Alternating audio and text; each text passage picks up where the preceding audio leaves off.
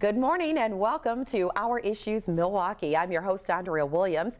Wisconsin's general election is coming up on Tuesday, April 5th, and one of the top races that many will be watching is that for Milwaukee County Executive. The county executive serves as the chief executive officer for Milwaukee County. The office was created in 1960, and part of the responsibility is to oversee the administrative functions of county government and to carry out ordinances passed by the Milwaukee Board of Supervisors. My guests today are vying for the position in the upcoming election, starting with incumbent Chris Abele, who was elected Milwaukee County Executive in 2011 with an overwhelming 61% of the vote in a nonpartisan special election. Good morning, Mr. Abele. Good morning. How are you? I'm great. Thank you. It's a pleasure to have you here.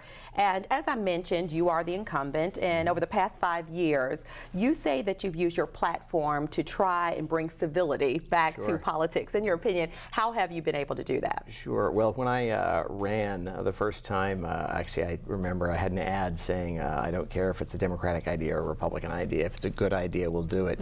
I had two campaign co-chairs, a Republican and a Democrat, and the sort of broader and more important point to me was the fact that they got along and they agree on most things. And I've spent a lot of my time in the last 5 years trying to make sure that when I'm making decisions, it isn't about partisanship, it's about citizenship.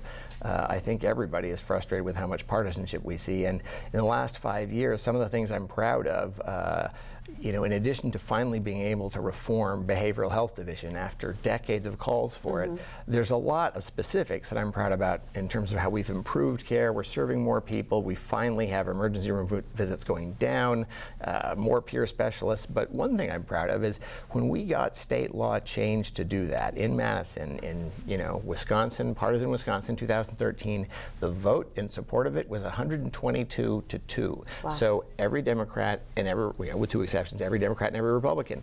And the thing about that is I like to think it's because we didn't make it about who wins, who loses, who gets credit. It was, hey, let's do right by the people we serve. And we've had a number of successes along that. So, it's not always easy, but it's always worth trying. Yeah, and there's a lot of responsibility, as I just stated in the open of the show, that goes along with this job. So when you start getting into the partisanship and things of that nature, it becomes a little more difficult to do what's best for the people. You have situations where people are kind of causing scenarios to be put on hold where you can't go any further until X, Y, or Z has taken place. So let's talk about county transit, because obviously tens of thousands of people in Milwaukee County, they depend on the bus every day to get to school and work, and it's obviously an important issue. So talk about some of the steps you've taken to improve transit and your plans if in fact you are reelected. Yeah, well, another thing I feel really proud about is in the years, probably the 8-10 years prior to my getting elected, transit, every year fares would increase or routes would get cut. And despite the fact that right now Milwaukee County is actually getting less funding from the state for transit than we did 5 years ago, when I was elected, I stopped that slide. Since I got elected in 2011, we've never raised fares, we've never cut routes, and that's probably the first 5-year stretch where fares haven't gone up and routes haven't been cut in at least a decade. I'm proud of that. It's been hard to do because, again, we have 41 business lines. They're all important. They all come out of the same budget. They're all paid for by you. So it's difficult to balance, but that's something I'm very proud of. And obviously going forward, I'd like to also be able to extend routes, continue to not raise fares. We've caught up on fleet replacement. We have new hybrid, more efficient buses. Again, it would be a lot easier to do more if our friends in Madison would restore funding for transit. But in the meantime, I feel pretty good about the fact that despite getting less for 5 years in a row, we've never raised fares and we've never cut routes, and that was not happening before. Yeah, and that is something that people recognize, because when people are living on a budget and they are used to things being a certain way, it's so helpful when they're able to count on things staying the same. This past summer, during Summerfest, hundreds of bus drivers declared a work stoppage, and union leaders actually blamed you for not initially offering a fair contract. Talk about that, what that meant, and how we can avoid seeing something like that happen again. Yeah, no, actually, the way I think about it is if you're a parent and you've got 5 kids and one of them says, you know, I want to get my second postdoctorate degree, and as a parent, you're thinking in your mind, well, okay, that's another $100,000. And you don't have it. If you're not able to do everything that you know they want, it's not because you don't care. Here's the thing: for 5 years, we've always been able to pay each year drivers more than they got before. But again, I'll just point back to the fact that in order to not raise fares and to not cut routes, the county has had to put millions more into transit because I was not going to make, you know, the 150,000 rides every day. I wasn't going to make them more expensive for people. That's getting to work, it's getting to school. And when we offered what was an increase to ATU and then moved in their direction, you know, but I was clear with them, look, you know, we can only go so far because, you know, at some point it's going to mean I'm going to have to raise fares or cut routes. And your viewers, the ones riding the bus, you know, that's the highest priority for me, not raising fares, not making it harder for people to get to their jobs. And what I said is, look, you know, I can give you a raise and I can move in your direction, and we did. And no, it's probably not as much as you want, but I've got several thousand other county employees who also provide incredibly important services. The good news is this: 5 years after getting elected, you know, the budget, which was literally to the point where public institutions like the Public Policy Forum was saying, can we even have a county? I mean, we had so much debt. 5 years later, because we've made progress, each year the budget's gotten better, but this year was the first year we were able to say to every employee, 2.5% raise across the board, 0.5% one time, no increase, zero in your health care. Oh, and by the way, $2,500 every year for tuition reimbursement. That's not a loan, that's a grant. We couldn't have done that 5 years ago. Now, as we keep making progress, it gets easier and easier and easier. And you know, obviously a work stoppage is nobody's good. You know, we obviously pleaded with them, look, we're moving your way as much as we can. But when they do that, it doesn't punish, you know, people who are in office. It punishes the people who take the bus. It punishes the people who work at Summerfest. It punishes people who are going to school. So we'll always do absolutely everything we can to avoid that type of scenario, obviously. And I'm listening to you talk about the numbers and money and things of that nature. That reminded me that you were a successful businessman before deciding to go into politics. What made you want to, you know, kind of leave the business world, so to speak, and focus on politics? You know, that's a great question. You know, long before I got into office, in addition to business, I'd been spending increasingly a lot of my time working with, volunteering with nonprofit boards, mostly in arts, education, and human rights. I've been on the Boys and Girls Club of Greater Milwaukee board for over 15 years. I'm on the Boys and Girls Club of America board, still the Carr Center for Human Rights, the Kennedy School. I mean, there are things that matter, and the reason I did that is the same reason I chose to get into government. I live in Milwaukee. I love where I live. I believe in public service. And to me, when you see government not working as effectively as it could, the answer isn't to simply complain about it. You know, citizenship says, stand up and do something about it.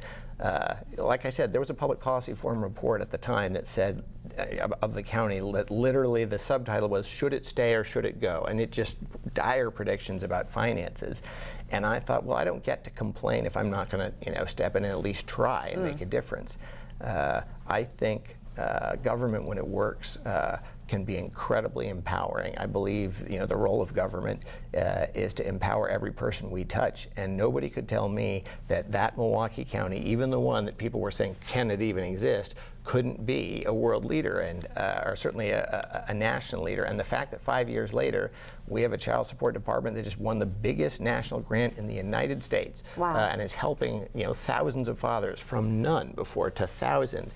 You know, we were just big part of the reason that Milwaukee won the White House Challenge for Enrollment We've added an economic development department that we didn't even have before, and there's been hundreds of millions of development. None of that was happening before. And part of why is because I believe in what government can do. I'm persistent, and I know how to hire people who share my belief that government and public service matters, and my crazy ideas about just how hard we can push. Yeah, I mean, there's so much that has gone on over the last 5 years. So to hear you really break it down and talk about it is very interesting to me. And before we run out of time, we have to talk about the Mitchell Park domes. And it was predicted probably weeks ago that this was going to end up being an issue in this particular campaign. You've been quoted as saying that the county loses $1.2 million a year on maintaining the domes, somewhere in that ballpark. And there's a significant amount of repairs that need to be done to the domes.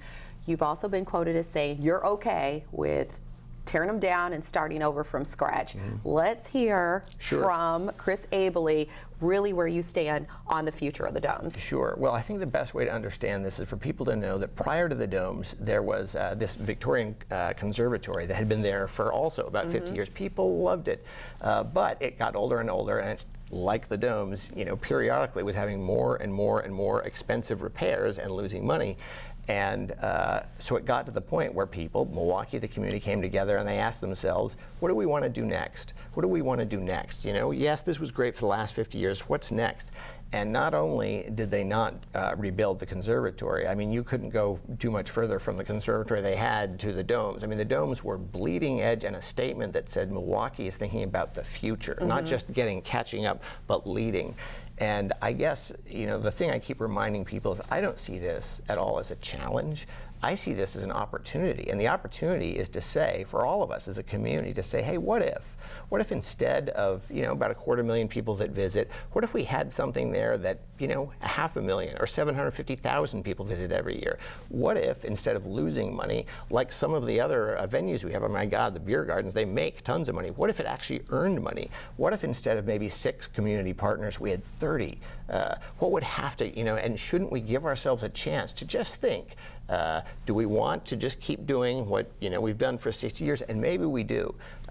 But I really love to give some people, present people with some options to just say, hey, here's a range of ideas. Before you lock into, if we want a long-term 75 million, rebuild them, not my money, your money, think a little bit about what else we could do. Nobody's talking about leaving a crater. I'm talking about what's next. Going bigger and better, because the director of the domes was just here last week or so, and I found it interesting that they were not insulated. The glass is not insulated, so we can only imagine what the cost is to try to maintain a tropical dome in Milwaukee. So I understand that. I really do get that. So I'm glad that we're able to get your stance on that. And as we wrap up, I just really want to know, what are your goals if reelected? What would you like to see happen immediately for Milwaukee County? Sure. Well, one of the things I said 5 years ago when I ran is, I was finally going to start paying down the debt. Why do I keep talking about that? Every other service, everything we can do for you depends. We can do better if we have less debt. So we've done a lot of that. We've knocked hundreds of millions off. I want to knock hundreds of millions more off. We've restored a lot of services. I want to add even more. We've added all new services. I want to do more of that. I didn't run because, this is a platform for something else. It isn't. I didn't run because I was going to wake up every day and saying, what are the talking points of this team or that team, or how do I get a headline? I ran because I want to see just how effective a government I can build, and I didn't run to just make incremental improvement. I ran because I want to build the most effective, nimble, and empowering government in the country. And anybody who thinks we can't do that, we've done a whole lot of things that nobody thought could happen. We've got a better staff than we've ever had. We're better resourced, and we're good at what we're doing. I want to keep that momentum. All right. Well, I thank you so much for taking the time to come by and talk to us. It has been a pleasure. Likewise. Thank you very much. Chris Abele is the incumbent for county executive. Again, the general election is coming up on Tuesday, April 5th. And for more information on his campaign and where he stands on the issues, you can log on to chrisabele.com. When we return to Our Issues Milwaukee, we'll meet Chris Abele's opponent for Milwaukee County Executive, State Senator Chris Larson. We'll do that right after this.